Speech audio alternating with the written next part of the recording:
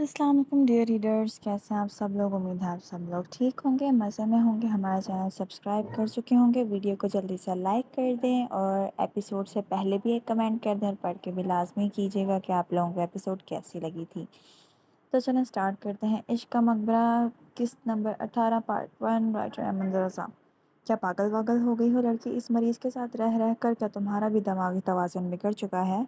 मैं भला क्यों करने लगा अपनी बेटी की शादी एक नुक्सशुदा शख्स के साथ? शम्स साहब तो जैसे पागल हो उठे थे, तभी उसकी अकल पर मातम करते बोले। नाज़ली जो दस्तार बलोच का रिएक्शन मुलाहिजा करना चाहती थी, एकदम शम्स साहब को बेकाबू होते हैरत से देखने लगी। भला ये शख्स अब किस मुंह से उसकी ज़िंदगी पर अपना फैसला थोपना चाहता था? मिस्टर शम्स बलोच, क्या मैं पूछ सकती हूँ किस हक से आप मेरे मामलात में दखल अंदाजी कर रहे हैं? मेरी तरबियत करने के हक से, मुझे पालने पोसने के हक से, मुझ पर प्यार निछावर करने के हक से, या मेरे फ़र्ज़ अदा करने के हक से? मुझ पर प्यार निछावर करने हक से या मेरे फ़र्ज़ अदा करने के हक से? कोई एक ज़िम्मेदारी तो आज तक आपने मेरी पूरी नहीं की और चले हैं मेरी ज़िंदगी का फ़ैसला करने। वो तंज़िया अंदाज में सिर्फ आंखों से ताली बजाते बोली, जिस पर वो अपना सा मुँह लेकर रह गए। ठीक ही तो कह रही थी वो, मुड़ कर तक तो खबर ली नहीं थी उन्होंने अपनी बेटी की, फिर भला अब हक जताने की क्यों सूझी थी? तौबा तौबा, गज़ भर ज़ुबान है तुम्हारी लड़की।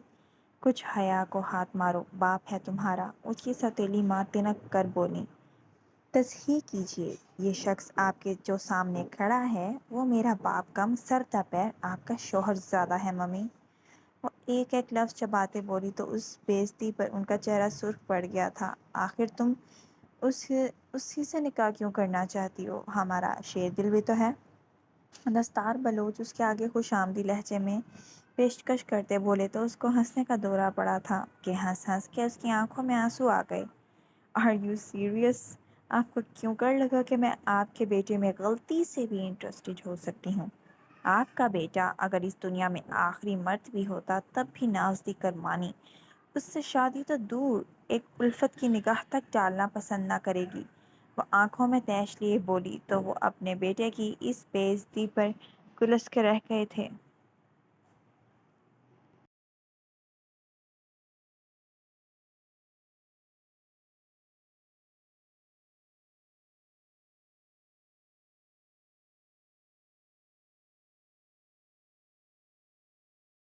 तो फिर तुम्हारा निकाह उससे भी नहीं हो सकता, वो भी जैसे जिद लगाए बैठे थे। आहा, मत भूलिए ताया जी के परसों मेरा बयान देना भी बाकी है। अगर कल आपने मेरा निब्रास से निकाह ना करवाया तो भूल जाइएगा कि मैं आपके हक में इंटरव्यू दूंगी, बल्कि ऐसी ऐसी बातें बताऊंगी कि बलोच हवेली के सभी किसी भी मर्द को आइंदा कभी कोई सियासत में देखने तक नहीं देगा दिखने तक नहीं देगा। सीट देने की बात तो दूर की है। वो खड़े होकर गहरा सांस भरते बोली। सोच लीजिएगा, मैं चलती हूँ। मेरा मूड कब बदल जाए ये मैं भी नहीं जानती, इसलिए जल्द फैसला करिएगा। वो ये कहकर जाने लगी थी जब उनकी बात ने उसके कदम जंजीर किए थे। ठीक है, हमें मंजूर है, मगर एक बात याद रखना लड़की, इस दीवाने से शादी के बाद तुम बहुत पछताओगी। खुशियाँ तुम्हारा मुकद्दर कभी नहीं बनेंगी। लोग सौ सौ बातें करेंगे तुम्हें। वो उसे जताते हुए बोले तो वो बगैर पलटे ही बोली थी। यकीन जानिए, पछताने का तो सवाल ही पैदा नहीं होता। नाज़ली करमानी अपने दिल से लिए फैसलों पर कभी नहीं पछताई और ना ही आज पछताएगी। और आप सब खड़े क्यों हैं? शादी की तैयारियां करिए। नाज़ली ताली बजाते खुशी से बोलती अंदर जा चुकी थी, जबकि पीछे लड़कियां हैरत से उसे देख रही थीं कि वो लड़की एक पागल से शादी करके अपनी ज़िंदगी बर्बाद क्यों करना चाहती थी। अब खड़े खड़े मेरा मुंह क्या देख रहे हो? शादी की तैयारियां करो, वरना वो कमबख्त मुंह खोल देगी अपना। दस्तार बलोच अपने कंधे से चादर झटक कर बोले तो सब मुलाजमों को हुक्म देते सब औरतें हरकत में आई थीं। वक्त कम था और काम ज़्यादा। उस छटाक भर की लड़की ने आते ही हवेली वालों की दौड़ें लगवा दी थीं। नाज़ली कमरे में आते ही बेड पर गिर गई थी। आज का दिन बहुत ही थका देने वाला और ख़तरनाक था। उसने सोचा ना था कि हालात इस नहज पर पहुंच जाएंगे। शेर दिल ने जब निब्रास को नुकसान पहुंचाया था, वो जानती थी कि वो वहीं नहीं रुकेगा اور وہ یوں تنہا بغیر کسی رشتے کے اس کو روک نہیں سکتی تھی۔ جب بھی وہ اس کی مدد کے لیے قدم اٹھاتی، لوگ اسے شک بھری نگاہوں سے دیکھتے۔ اس کے لیے یہ ضروری تھا کہ وہ نبراس سے رشتہ ازدواج میں بن جاتی۔ سب لوگوں کے سامنے بچپن میں نکاح تو ہو ہی چکا تھا، لیکن حویلی والے اس سے انجان تھے اور نہ ہی وہ ان کو بھنک لگنے دینا چاہتی تھی۔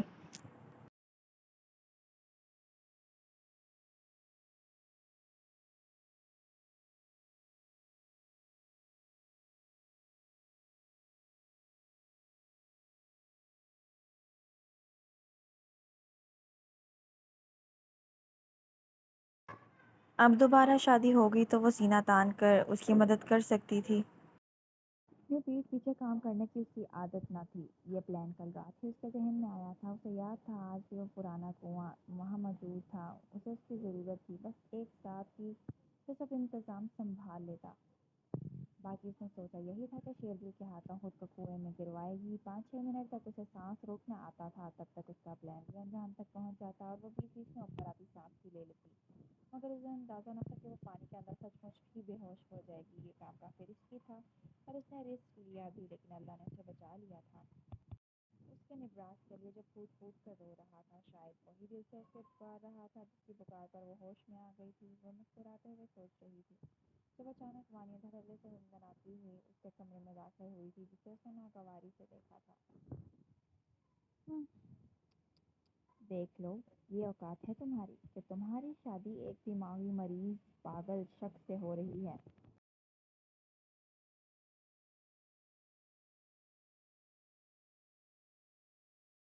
وہ تمسخرانہ ہنسی ہنستے بولی، جس پر وہ بھی زندگی سے بھرپور مسکراہٹ لیے اس پر طنز کرتے بولی، میرے نزدیک ایک پاگل شخص سے شادی کرنا ایک زانی کے ساتھ زندگی گزارنے سے زیادہ خوش قسمتی کی بات ہے۔ اس نے رکھ کر وانیا کے منہ پر اس کے زانی محبت کا تماچا مارا تھا کہ وہ بلبلا کر رہ گئی تھی۔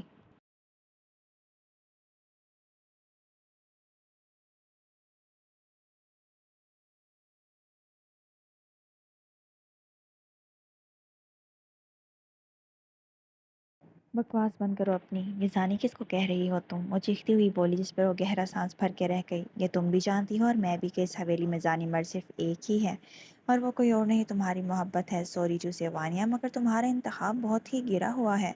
وقت رہتے سنبھل جاؤ، سوتیلی ہی صحیح بہن ہوں تمہاری، برا نہیں چاہ سکتی میں کبھی دوسری عورت کا۔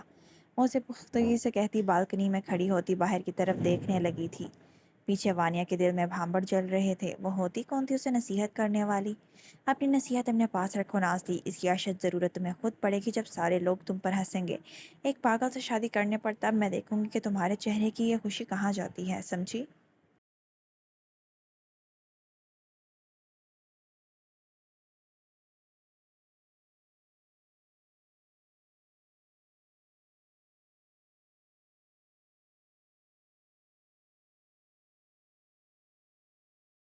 وہ ایک ایک لفظ چبا کر کہتی، نازلی کو وہاں سے پیر پٹکتی جا چکی تھی۔ پیچھے وہ جانتے بوجھتے جہنم میں آگ لگانا چاہتی تھی۔ اسے اس کی کم عقلی پر افسوس ہوا تھا۔ لان میں نظر گھماتے اس کی آنکھوں میں ایک چمک سی ابھری تھی۔ شادی کی تیاریاں دیکھ کہاں سوچا تھا یہ سب کچھ اس طریقے سے ہوگا۔ ابھی وہ اسی لمحے میں کھوئی تھی جب کالر ٹیون بجی تھی، ڈانسنگ فلور کے لیجنڈ ہم۔ نازلی نے خوف سے اس اسپیشل کالر ٹیون کو دیکھا جو اس کے مخالف حریف نے خاص کر اپنے لیے کہہ کر سیٹ کروائی تھی۔ اب بھلا یہ اس کو کیوں یاد کر رہا تھا؟ پہلے تو اس نے اسے ضرور پوچھنا ضروری نہ سمجھا تھا کہ بچ بھی گئی کہ نہیں۔ زندگی مبارک ہو کرائم پارٹنر، اس کے آن کرتے ہی آگے سے چٹخارے دار آواز میں کہا گیا تھا، جس پر وہ آنکھیں چھوٹی کیے اسے کود کر رہ گئی۔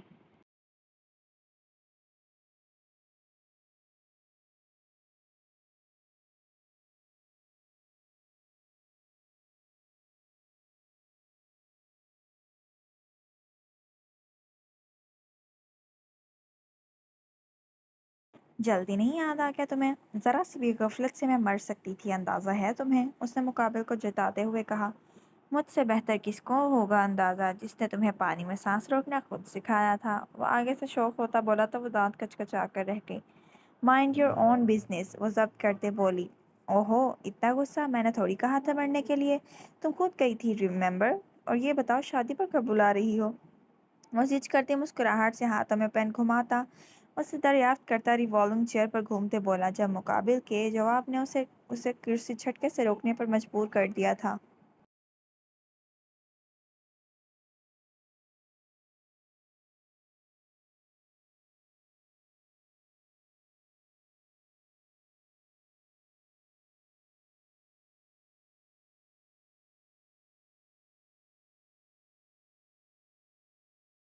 کل ہے میری شادی مگر تمہیں آنے کی کوئی ضرورت نہیں، نہ ہی میں نے بلانا ضروری سمجھتی ہوں اپنے حریف کو، وہ خفگی سے کہتی بولی تو وہ جھٹکے سے سیدھا ہو بیٹھا۔ Are you serious؟ کیسے منایا تم نے اپنے ددیال والوں کو؟ وہ دلچسپی سے پوچھ بیٹھا۔ تم نے ناسلی کرمانی کو ہلکا لیا ہے کیا؟ تمہاری سوچ سے تیز میری تیاری ہے ڈیول صاحب، جہاں آپ کی سوچ ختم ہوتی ہے وہاں سے میری شروع، شادی تو میری کل ہی ہوگی، وہ اسے چتاتے ہوئے بولی۔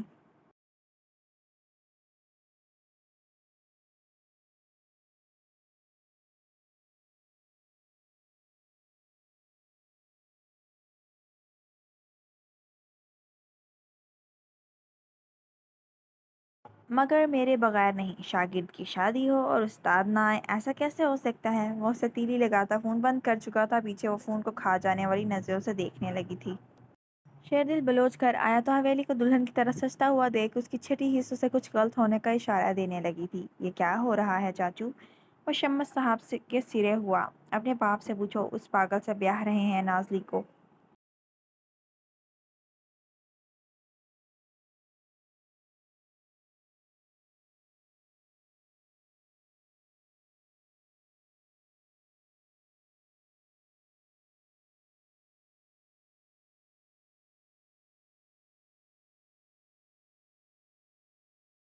وہ تو پہلے ہی جلے بھنے بیٹھے تھے، بس وہی جانتے تھے کہ نبراس سے شادی کرتے ہی اس کی دولت اس کی بیوی کے نام ہو جائے گی، اور یہ بات انہیں کسی پل چین نہ لینے دے رہی تھی۔ یہ کیسے ہو سکتا ہے؟ میں ایسا ہرگز نہیں ہونے دوں گا، وہ دھاڑتے ہوئے بولا اور شمس صاحب کے کمرے میں گیا۔ کیا ہے یہ سب ابو؟ میں ایسا ہرگز نہیں چاہتا، وہ لڑکی میری ہے، مجھے ہی وہ چاہیے۔ انچھوئی آپ کو کیسے اس دماغی مریض کے حوالے کر سکتے ہیں اس کو؟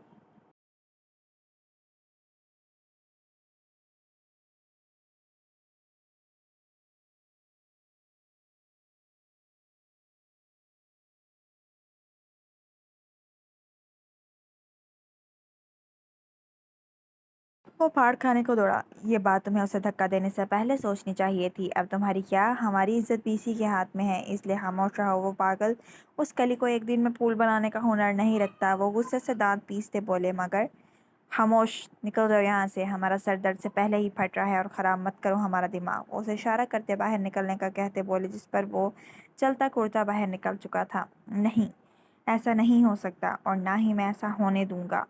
مرتا مر جاؤں گا مگر تمہیں کسی اور کا نہیں ہونے دوں گا۔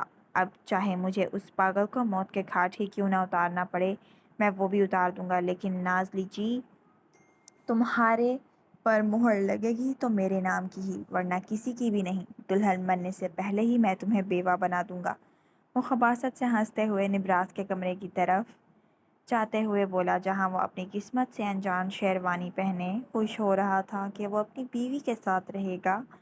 مگر وہ کیا جانتا تھا، موت اس معصوم کے سر پر پھن پھیلائے منڈلا رہی تھی۔ کیا بنے گی مقدر نازلی نبراس کا، یا ہوگی یہاں ختم؟ محبت کی داستان جاننے کے لیے 80 کمنٹس کا ٹارگٹ پورا کر دے تو ایپیسوڈ ہوتی ہے یہاں ختم۔ جلدی سے ریڈرز، جس نے آج ایپیسوڈ پڑھ لی ہے وہ چینل کو سبسکرائب کر دے، ویڈیو کو لائک کر دے، ہماری ویڈیو اپنے فرینڈ سے شیئر کر دے، اور کمنٹ کیے بغیر مت جائیے گا، چاہے دو دو تین تین کرنے پڑے مگر جلدی سے کر دیجیے۔